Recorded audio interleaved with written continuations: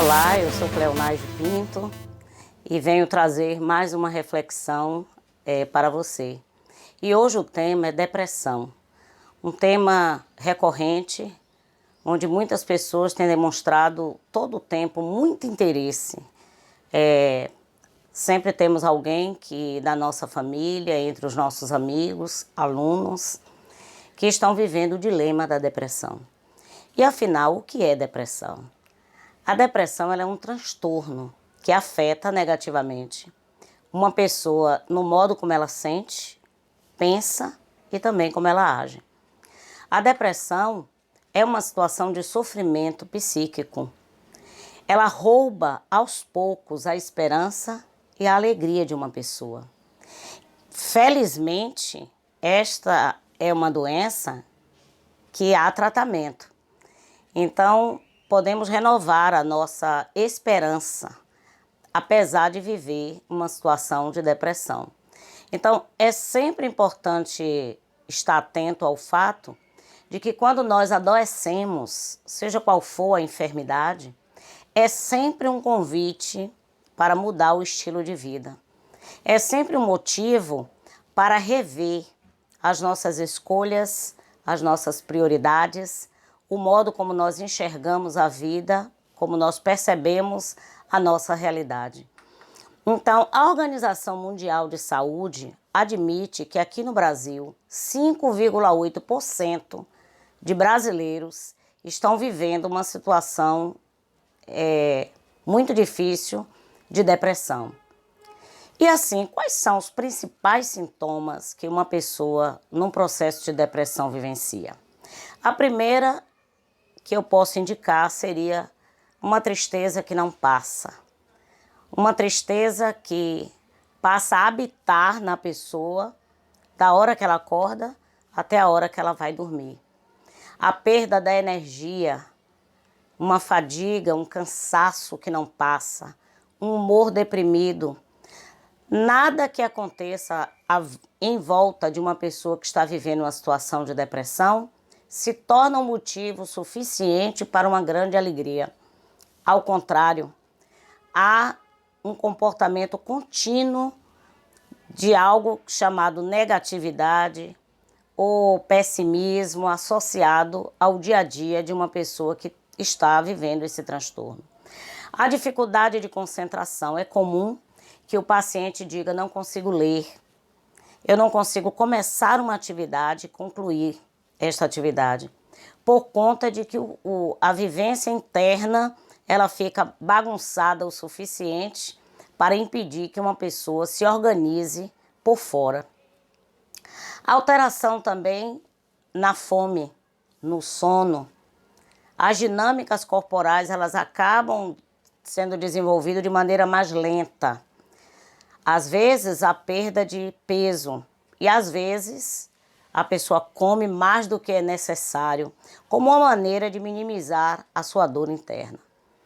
Então, é importante a gente estar atento de que existem cuidados, existem situações físicas que precisam ser observadas. Então, quando uma pessoa ela já não está muito atenta, não tem mais foco no cuidado do seu corpo, no cuidado da sua higiene, as coisas não fazem muito sentido. Quanto menos movimento parece ser a coisa melhor, algo está errado e é preciso ser feito algo em relação a isso. Esse sentimento de pesar, de fracasso, não é uma coisa que acontece esporadicamente. Isso acaba acordando com a pessoa e dormindo também com ela. Por conta de não entender muito bem o que está acontecendo consigo, é comum que quem conviva com alguém que está no processo de depressão diga assim: essa pessoa se irrita com tudo, ela tem uma impaciência imensa o tempo todo. Pensamentos recorrentes também a respeito da morte. Não exatamente do fato de morrer, mas de evitar que esse sofrimento persista. Então, quem é que pode vivenciar uma situação de depressão? Bem, todo ser humano pode desenvolver em alguma etapa da vida a depressão. E é bom que a gente conclua que tudo que acontece a um ser humano pode acontecer com a gente, porque nós também fazemos parte desse núcleo, né? Nós temos um corpo, temos uma mente, e é possível sim que todos nós tenhamos em alguma etapa da vida o adoecimento psíquico. Há quem me pergunte no processo terapêutico, se eu tivesse com uma fé em Deus muito intensa, se eu tivesse participando de uma comunidade eclesiástica, de uma igreja, você acha que eu teria uma depressão? Se eu tivesse uma bem fé? Aí eu vou lhe dizer, do mesmo modo como nós adoecemos em outras coisas da saúde, a depressão também pode chegar para todas as pessoas, quem tem fé e quem não tem. Agora, já está comprovado que as mulheres elas desenvolvem com mais frequência um processo de depressão do que os homens. Isso muitas vezes marcada por questões hormonais, por questões após o parto, né? E também outros aspectos dos sentimentos que a mulher acaba não conseguindo lidar com ele. A causa da depressão, em muitos aspectos, ainda é desconhecida. Tem muita coisa a respeito da dinâmica mental que a ciência ainda não invadiu esse território como um todo. Mas nós sabemos que já é comprovado, né, pela ciência de que existem aspectos orgânicos. Quero dizer, por exemplo, se você tem uma tireoide, você tem um tumor no cérebro, se há uma deficiência de vitaminas, então, se não há uma alimentação adequada, isso pode sim desencadear um problema de depressão ou de uma angústia mais intensa. Há também aspectos genéticos. Então, quem tem na história familiar muitas pessoas que têm depressão, pode sim desenvolver. O que não significa que acaba sendo uma sentença em relação a você, de que você terá, mas é também um aspecto genético, também contribui para que haja a possibilidade de ter. As mais variadas questões relacionadas à perda. Quando nós perdemos um ente querido, é como se, de algum modo, uma parte da nossa história tivesse desaparecido. E tantas vezes não conseguimos com facilidade dar continuidade à vida se não tiver um apoio maior.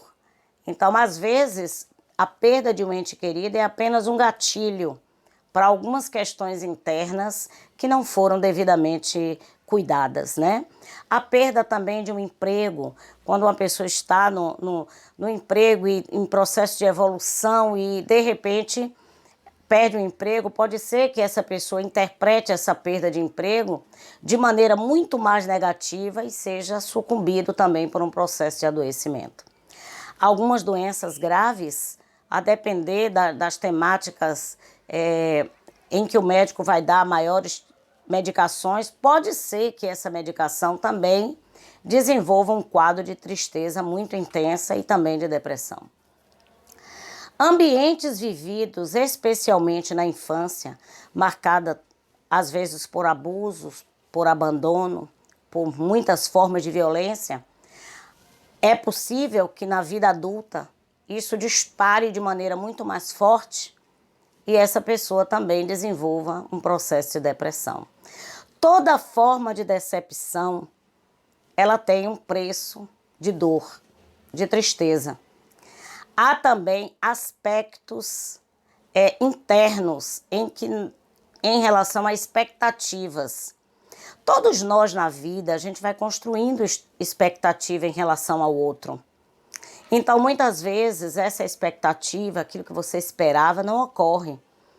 E aí afunda na dor, na tristeza e muitas vezes não recebe o acompanhamento devido. Agora eu quero oferecer para você algumas dicas para que você possa ficar atento como educador, como pai, né? Como mãe, como amigo, ou até mesmo em relação à sua própria dinâmica. A primeira é, quando o adoecimento chega, é sempre tempo de você reavaliar o seu estilo de vida. Então, um processo terapêutico é um processo que lhe ajuda a identificar as questões internas que precisam ser trabalhadas e ressignificadas. Vencer o medo de ir para um psiquiatra.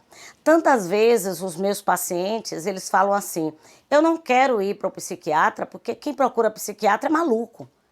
Isso, na verdade, é pela falta de esclarecimento. Porque o psiquiatra é o profissional que mais estuda a respeito da mente.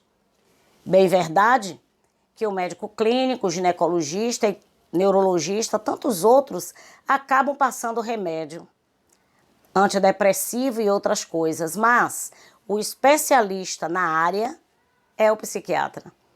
Então, é preciso quebrar o mito de que só vai para o psiquiatra quem tem graves problemas mentais.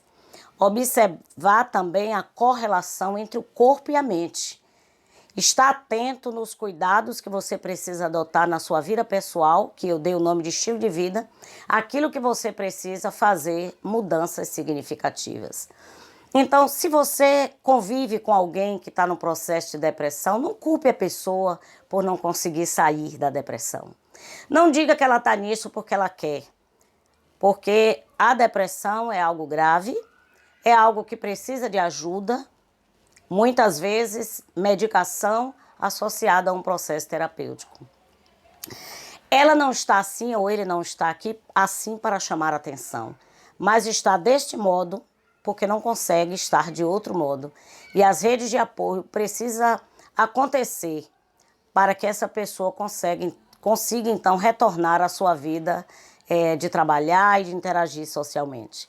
Então, assim, não atribua também, por questões religiosas, o adoecimento psíquico a questões relacionadas à religião, a demônios. Do mesmo modo que o corpo adoece em outros segmentos, a mente também. Ela pode adoecer e nós precisamos agir de maneira mais direta. Então, desenvolva relacionamentos saudáveis para que neste momento essa pessoa te ajude nesse processo de busca de ajuda, né? A questão da espiritualidade também é um elemento importante.